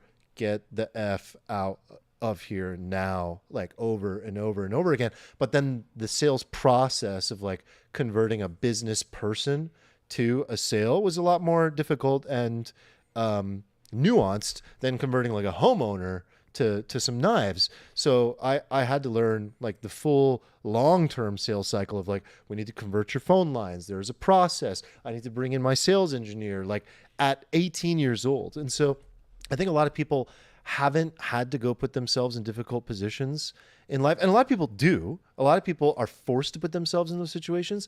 And I know actually a lot of friends that actually grew up coming from like very good backgrounds and had a lot. I won't name this person, but I really admire this friend because he intentionally went and put himself in difficult situations knowing that he grew up in a really privileged manner. And I always like respect this guy so much for this. There's no better first job. Like you get like the hardest. My first profession, like They're hitting the phones. 8-person bullpen, and we were calling a lot of calls. CFOs to get them to like a 401k seminar. Oh, that's the fucking longest lead time too Oh, it's in that brutal. business. Like, It's brutal. But anyway, yeah, I mean, you make 100 phone calls a day for like months. I didn't get one fucking lead for months, and I was just like, character dude, building, sir. I remember this moment. It's so funny. Like, I was just the only intern who couldn't get a lead, but I understood. I learned the 401k industry. I was like, oh, I understand how this whole thing works. He's like, listen, you get it, but you haven't got any leads. So like, anyway, so it was a Friday, and I was like, man, I suck at this. I should probably just quit. And I was like, you know what? I'll make one more phone call. And sure enough, that one phone call, first lead, got them there. They actually showed up to the seminar and actually turned into an eventual client. But yeah, that was like a good experience. Awesome. Yeah, it was great. And it was one of those moments, I'll make one, like a Columbo moment, one last thing. It's like that meme, the guys that are like digging for diamonds or whatever, and Yeah. it turns away right before. But that helped a lot. I think, in being comfortable in the situation that I was in, a couple days ago, which was just like, hey, people are gonna be weird and may not So like you. And what's the alpha then? Just to get out of your comfort zone in like all manners that you can to I think get comfortable. specifically for younger, the younger you do it, the more comfortable with it you are. Oh yeah, changes you. Yeah, and door to door is harder than everything has its own like levels of hard and sophistication to it. I am having a philosophical moment about the fact that just every generation claims its hard was harder, and you know what? It's actually mostly true, and it should be true. But these things also do run in cycles. So if we're in the fourth turning, a lot of people are soft right now, and they're not going through like a hard until the hard times come, and then there is a requirement for certain difficult things to be done by people. You kind of have to kind of like point out a little bit of bias here, because like every generation looks at the previous generation as soft. Exactly. And maybe that's factually true, but still you kind of have to like tease out looks at there's the a next natural generation bias. as soft. Right. Yeah, exactly. Yeah. And so I'd imagine that the equivalent of us cold calling or going door to door is like, you just got to post that first video to YouTube. If you want to be an influencer, you just gotta start posting. I saw a Mr. Beast video where he's like, "What's your best advice to an aspiring young influencer?" That's exactly He's what like, he says. "Just post it, man. Just start doing there, getting data and put yourself out there, and have post 100 videos with like no likes and just see what happens and learn from it." It was good advice. I saw that same clip. Yeah, I did too. Oh no, we're getting reports in the chat that the audio is choppy. Oh. And I don't know how to fix that. We haven't done anything. Okay. Well, we can use that as a natural, a natural conclusion. Yeah, they're saying it's still choppy. Okay. So. Scheiße. All right. Concluding? Yeah. Yeah, I think that's a natural. That's the natural. That's the tech gods. That's the eclipse telling us. The technical eclipse coming to end the podcast. Really? I had another hour in me. Well, the podcast doesn't have another hour because we're already an hour and a half in, sir. Okay. They're saying it's good now. Okay. Can we talk about magnesium then? Or this? Can we talk about the sports? Which one do you like? Do you want to have a rant?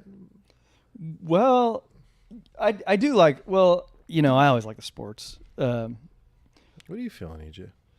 Can we do like a segment of quick hitters just to like take us home? Yeah. Okay, so you guys, I watched women's basketball this weekend. Okay. And I watched women's basketball, and I enjoyed it. Partially. I mean, here's the thing: it's a different game. Armand, you watch like women's soccer sometimes, and you see it's a different game. Different game. Different game. So you got to recalibrate. Yep. But what I found fascinating was not just that I watched, was that almost 19 million people watched the women's basketball game, or the NCAA March Madness Championship of women's basketball, and that eclipsed the men's championship by like 40%. Mm-hmm. Yes. Wait, so 20 million people didn't even watch the Final Four championship game? Wow. Yeah. Like this. Did you figure out what the cause were? It was like a few key players. This women's game, the final, got more views than any NBA game over the last 5 years, including the championships. Really? Yeah. Okay, so I'll tell you an anecdote. It might be why this happened. So what's the main star's name? Caitlin Clark. Caitlin Clark.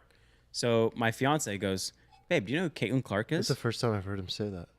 I've said fiance. Never said it. All right, say that. It's a big step. Plenty of time. I just say enjoy wife the some of the step. time. I'm just smoothing into the Lay off transition. him. He's new. He's new. Lay it off. But she goes, "Do you know who Caitlin Clark is?" I was like, "Yeah, I've heard of her." And she says, "Well, how'd you hear of her?" I'm like, "Well, she's a great basketball player." And I was like, "Well, how did you hear of her? You don't watch sports." Yeah, right. And she's like, "Well, all these celebrities keep posting about her. They like find her like a high character individual, and maybe it just went outside the norm." Oh, it definitely went. So this outside. was like, this captured sports people like me and non-sports people like your fiance. Yes. And that's why that it like outviewed all sports, all basketball. It's crazy. What was it about her that like broke the? Well, she's very good. First of all, she broke the scoring record. Okay. But like here's my take on that. Like women's basketball hadn't been around that long, where there's like a bunch of great players. So like there's always like a new scoring record. Like it was only a couple of years ago that Kelsey Plum broke the scoring record. She was a La Jolla Country Day alum. Shout out. So like women's basketball is always setting new records just because it's like not a lot of Lindy. Yeah. But Caitlin Clark's very good. And then there was like 4 teams in the Final Four, and each one had like a kind of a badass. Star player. So it was like it like touched on that hero worship that I think sports fans love. I saw this clip about Caitlin Clark. She was like arguing with the refs, and the camera pans to her dad, and the dad is telling her to shut up and play. Like stop bickering with the refs, just suck it up and play. And then I think I just saw like her whole childhood in like that one clip of like, you know, just like high character, high discipline, high hard work culture. She like straightened up. Yeah, she straightened up, and and so I don't know, maybe that's what like so there's that brought her out. There's that I think there's that high character element that people like. There's this element that somebody brought up in the Discord, because I shared this stat in the Discord, and somebody said like, well, at least with these girls, you know, they're like, you can tell they're playing with like passion, with like a love of the game.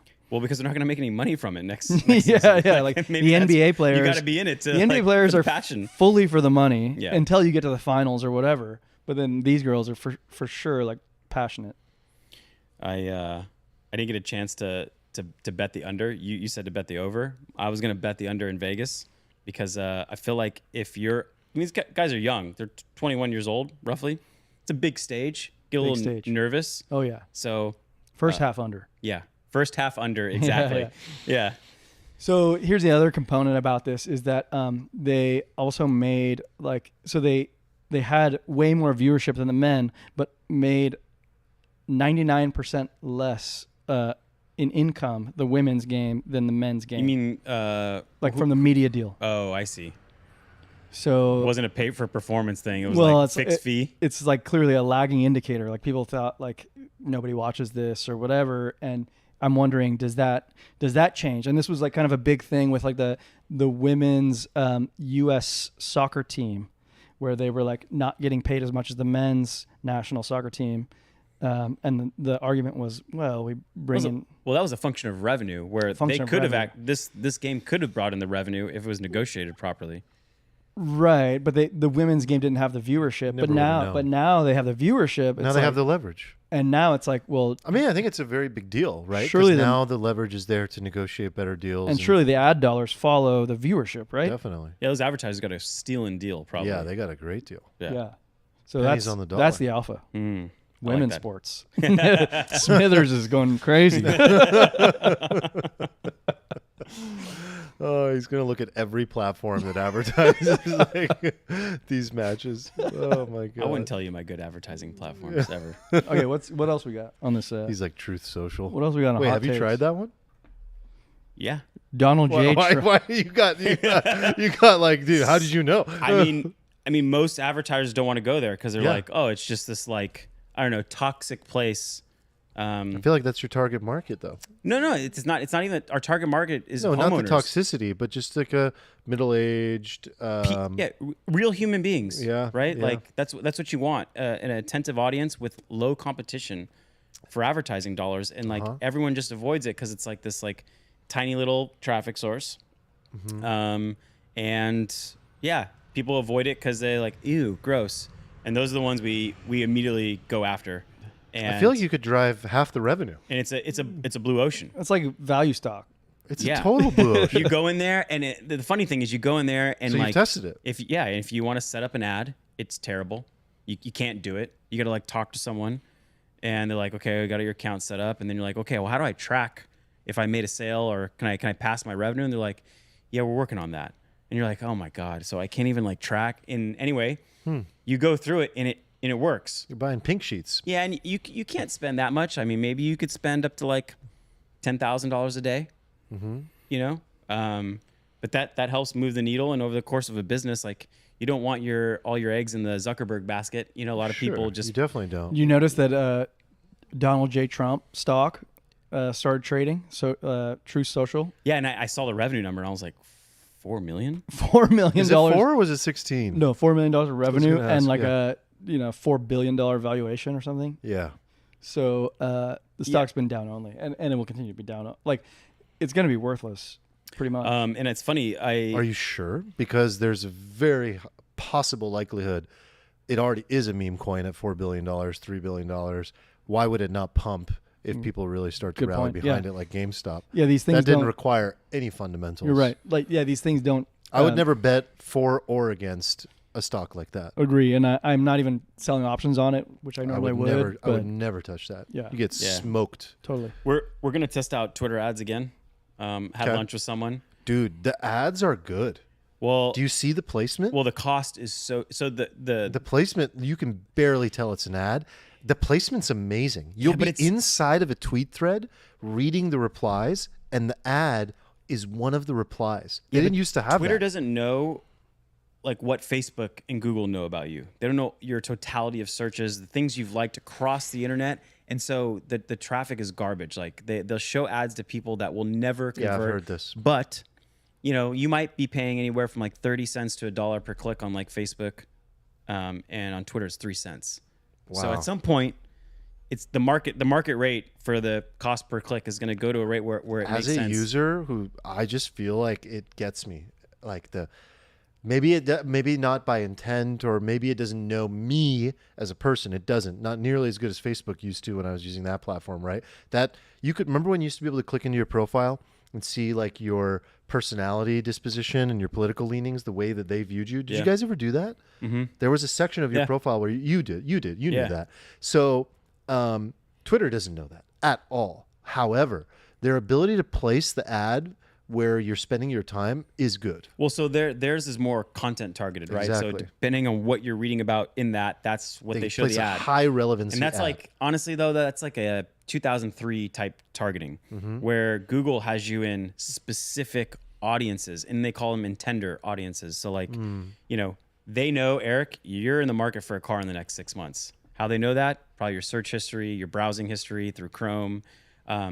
They even, I mean, Facebook used to have even crazier targeting, creepy targeting, like Yeah, this a is friend- very friends different. with birthdays, people were about to have a baby, and you could target those audiences only. So Twitter's a far way out. I don't think they're going to be able to earn, you know, the kind of like impression value that Facebook and Google do. But No, because where would they even show the strength is injecting the ad as you're consuming.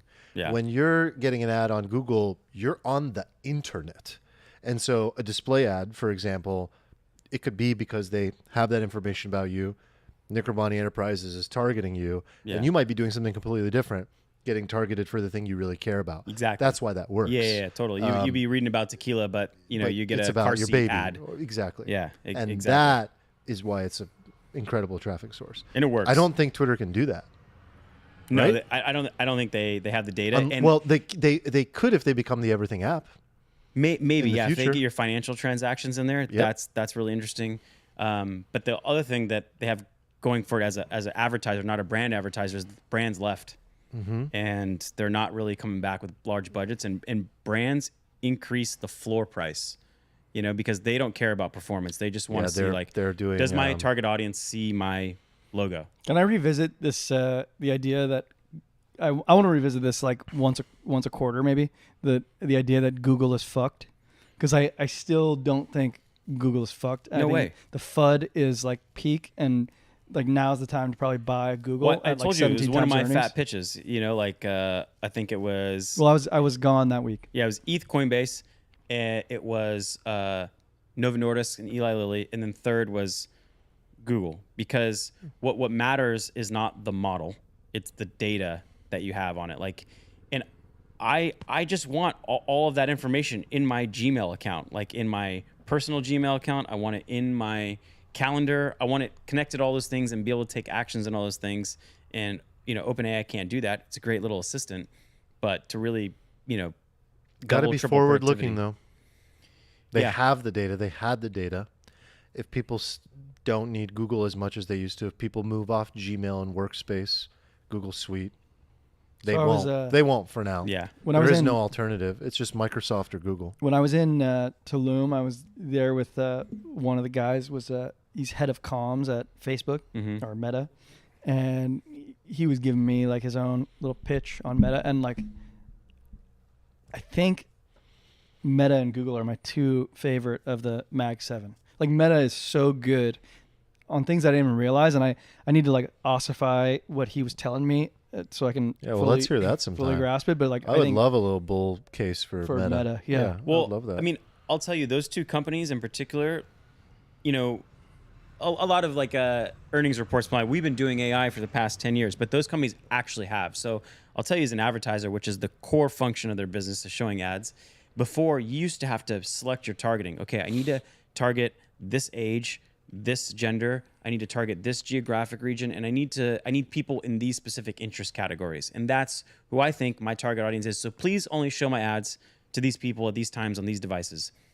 It doesn't work like that anymore. Like the best type of campaigns you set up is you buy ads, maybe you get couple hundred sales, and then that's all they need to know, and they do the targeting for you.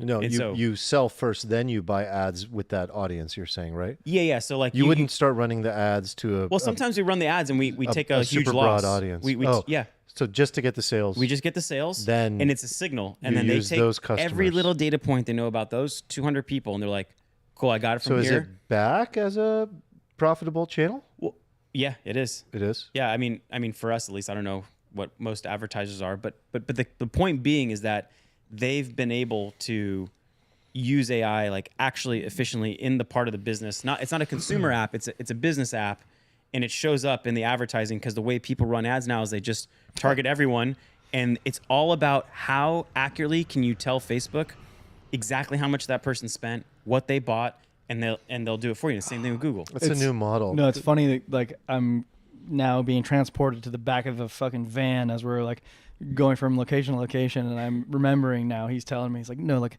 we've figured out the AI, like, and you don't see the AI, but the AI is working for our ads. Yeah, and it's been working for years. I mean, the critical point for Meta in particular was when the iOS 14 update happened. Yeah. And Tim Cook's like, sorry, bud, we're not going to pass you all this data that you preciously used to know who was going to buy what. And, the stock tanked. All the ad spend went away. I mean, for us, I don't think people know it dropped so that drastically. Meta had like close to a monopoly on this performance marketing game. It was the game in town. Yeah. I mean, if you were an e-commerce company, I mean, still to this day, they are reliant on it working in order to acquire new users. But, fast forward a year later, they were forced, under fire to make sure the AI would work and infer, not from hard data, but make inferences on, who should we show this ad to? And so both Google and Facebook I know that the raw tech exists. So can they do consumer apps? It should be a breeze for them. And who knows? It may be a culture thing in Google why they're so slow, but I know they have the data, they have the technology. It's just they gotta, get their shit together, and they will. What else we got? I wouldn't bet on it. In this like hot fire takes section. Well, in terms of the old hot fire, EJ, I found this fascinating. The couple other things I had, unfortunately, we are producerless and I can't show, but we'll get back to that. I wanted to show, maybe I'll tease it, just Apple Vision Pro, up to 5 people watching with you. I think that's really cool. Maybe I can just link to it. Has in anyone Discord. seen the refund rates on Apple Vision Pro? Because I feel like they're pretty high. I've never even, no. I feel like they're probably pretty massive. No. And honestly, I put haven't the seen usage rate is like weekend headset. I haven't seen and there's no talk any about it Apple anymore. Vision Pro thing. So people used it and all, and it's like I collecting really hope dust. it's not a dud. I don't think it will be. I think it was just an expensive piece of hardware and it needs some time, but we'll see. Yeah, Well, let's get back to we that like one to- next week. We like to talk about health sometimes and just kind of staying on top of things. We're no Brian Johnsons here, but Dr. Rhonda Patrick, shout out to you. Dr. Patrick, I'd love to have you on the podcast one day. She's actually San Diego, so hopefully we can make that happen. Let's get her out here. She has been researching magnesium levels, or maybe not directly, but she's talking about it a lot. And she said men with the highest magnesium levels experienced a 40% decrease in all-cause mortality and a 50% reduction in cancer deaths. So they're finding that magnesium is plays a very crucial role in cancer prevention. I think most people would not have assumed that. This is new information for the most part. Out of a huge study with 66,000 people, they found that for every 100 milligram decrease in your daily magnesium intake, the risk of pancreatic cancer went up by 24%. And the reason for this is that it's required for proper functioning of DNA repair enzymes, which repair damage to the DNA to prevent the cancer-causing mutations. Makes sense. Nick's like, I'm taking it every night. So yeah, I pop those like candy every night. Yeah, But there's so many different types of magnesium. Like, like for example, I started taking magnesium threonate, which is what Huberman recommended for sleep. I haven't dug into this to understand like which. What is Mina taking? So, well, she got us on fucking 3-8, then sulfide, or that other shit. I was just doing some basic research on like what are the foods you can consume that have high levels of magnesium, just so you can get it naturally. It's like leafy greens, legumes, nuts. It's like a lot of the things that we would consider to be healthy foods in general. Fish. Yep. So like, surprise, eat healthy, be healthy. Shocker. Yeah, but for the most part, a lot of people say like consume the foods. The food is medicine.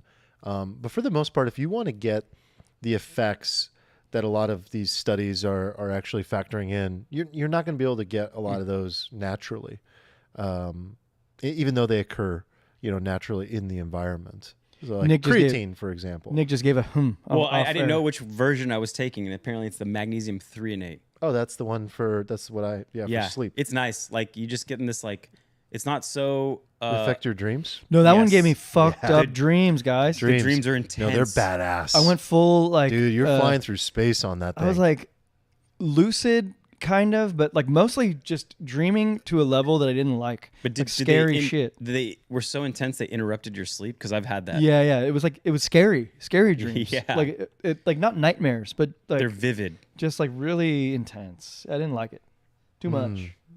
I don't dream as hard as you guys, I don't think. Oh, so I remember when Armand was starting the solopreneur career, he was going to go in 2 different paths, and the path he didn't take was a guide to lucid dreaming.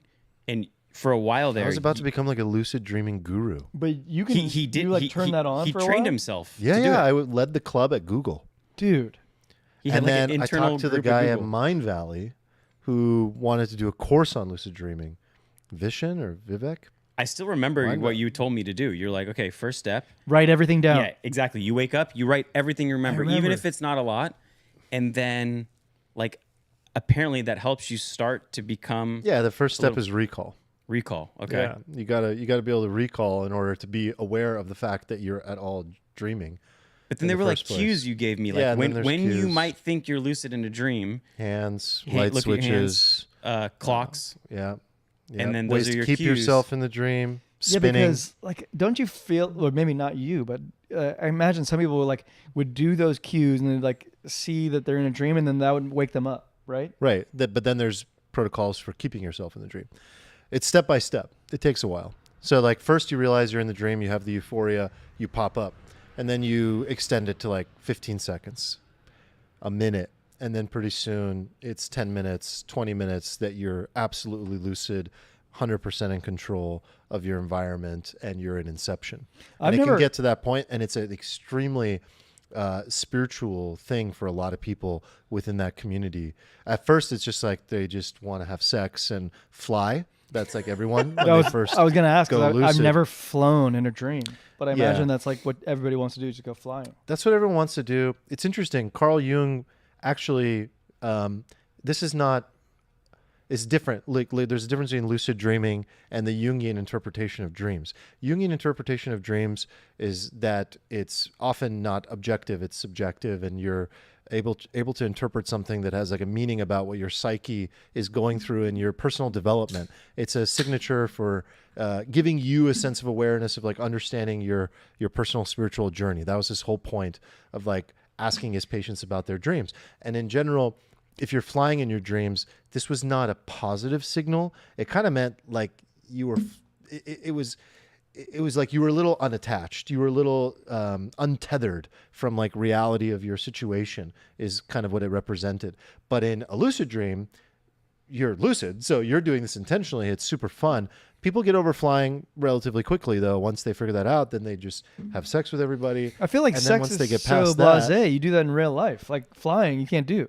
I'll never forget when it was around the same time. It was soon after that I was into this whole lucid dreaming phase of my life. I mean, we were doing polyphasic sleep, like where you sleep every 2 hours for 20 minutes. I mean, we were crazy. It was actually one of my, not my boss, but like someone who could have been like, what do you call like 1 degree over or whatever? Colleague.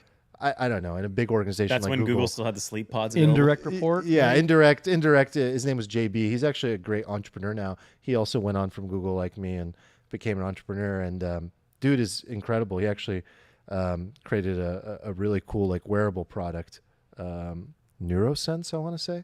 So he and I were very big on this, and we realized that like once people started going into this field, like the deeper thing is actually the spirituality of it all. And it was around the same time that Tim Ferriss started shining the limelight on lucid dreaming and talking about how he would practice his speeches and learn faster because he was having more lucid hours in a day to learn and prepare and do things. So he was like literally had a blog post, I remember like 12 years ago on his website, about he was practicing his speeches during his sleep, or like he was wrestling. Productivity I think. 9,000. Yeah, that is really like insane. I have, but there's I have a deeper thing experienced that. there. I have experienced that where like you're dreaming about some like intense problem Jesus. in your professional life. Mm-hmm. Like I think I unlocked like the nuances of bond valuation like while I was in my sleep, I've reached peak Sortino. and like I'm like, oh my god, I get it. Like I woke up with like a eureka moment.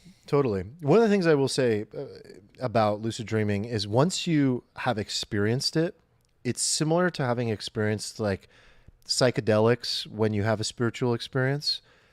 It's quite similar. Like you start to realize that there is undoubtedly something else. Like it's beyond just your regular dreams. Dreams are already a mystery. We don't understand them at all. We don't understand the brain at all. And so dreams are the mystery, but then once you're lucid inside of one, you really start to question everything. And you have the experience of something else. And I think you start to feel connected to something much greater, the way that I did, like, for example, on psilocybin. So it is an interesting pathway, but it does require effort. It does require quite a lot of effort. I don't know how we got to lucid dreaming. I don't know, but you talking about sleep. Oh, and I forgot. magnesium. So yeah, we should take magnesium and not die early. Okay. That's what Rhonda Patrick says.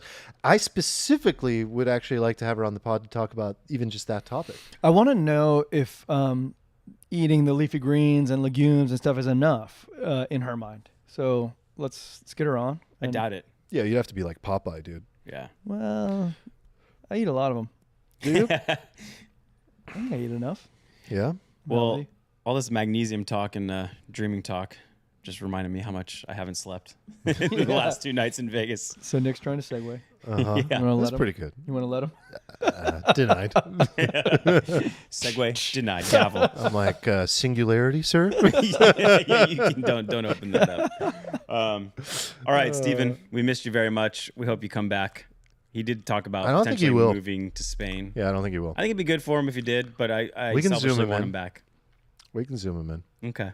Well, everyone, thank you for joining us live in the chat. We love you guys for joining us with us and hanging out with us today. And we'll see you back next week, Wednesday. Eric, will there be an Irresponsibly Long tomorrow? No irresponsible long tomorrow, But next week. but next week when Steven's back. Okay. Armand, thank you for chewing gum all podcast. Yeah, you're welcome. If you're offended, unsubscribe. Actually, if you're offended, I apologize. See you guys. Love you. All right, long bye. time. Love you guys. Bye.